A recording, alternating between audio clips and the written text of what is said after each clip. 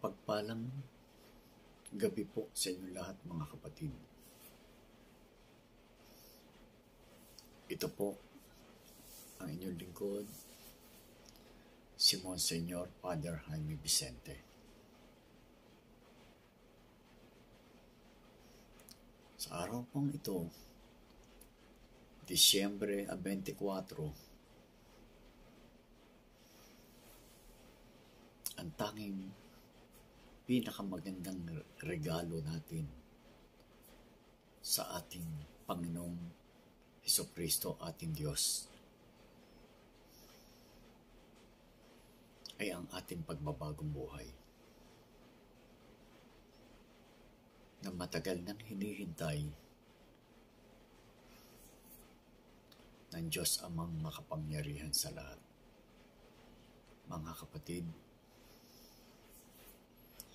sa pagbabagong buhay, hindi na kailangan ng pera. Hindi kinakailangan ang sobrang talino. Determinasyon.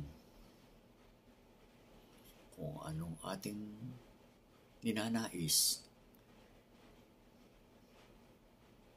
sisikaping hadlangan ito ng mga masasamang espiritu upang sirain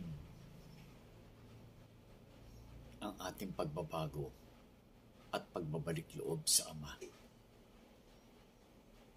Ito po ang araw, hindi po ito aksidente. Ito po ay isang uri ng oras na hinipo ng Diyos ang inyong puso upang lahat po tayo ay magkaroon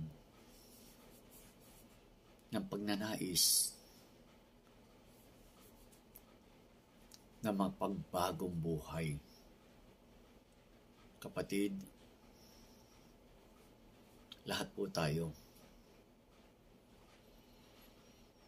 hindi natin kailangan ng salapi upang determinasyon. Totoo, katotohanan po. Sikapin natin na magampanan natin at mapaligaya natin ang Panginoon Diyos para po marami tayong taong matulungan. Mahal na mahal po kayo ng Diyos amang makapangyarihan sa lahat. Mapalad ka na nakita mo, napakinggan mo ang mensahe ng Diyos amang makapangyarihan sa lahat. Inaanyayahan ko po kayo, maging ako, magbago tayong lahat. Magmahal tayong lahat. Yun po ang pinakamagandang regalo natin sa ating Panginoong Jesus na ating Diyos. Mula po sa araw na ito, araw ng Pasko, magmahalan tayong lahat. Merry Christmas po sa inyo lahat. I love you all.